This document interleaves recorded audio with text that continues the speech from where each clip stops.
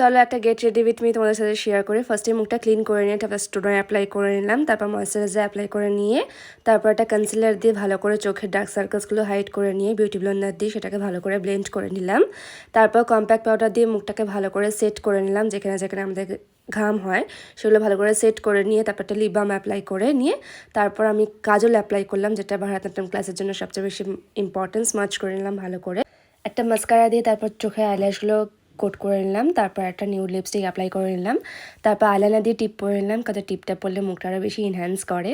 তারপর একটা হ্যান্ডমেড চোকা, যেটা আমার বন্ধুকে দিয়ে আমি বানিয়েছিলাম, সেই হ্যান্ডমেড চোকাটা ড্রেসের কালারের সাথে ম্যাচিং করা, সেটা পরে নিলাম। তার সাথে একটা কানেরও ছিল ম্যাচিং করা, সেটা পরে নিয়ে তারপর হেয়ার স্টাইলের দিকে গেলাম। ফার্স্ট একটা পিন দিয়ে চুলটাকে আটকে নিয়ে তারপর বিনুনি করে নিলাম, কারণ হচ্ছে বিনুনি না করলে আমাদের চুলে প্র্যাকটিস করতে অসুবিধা হয়।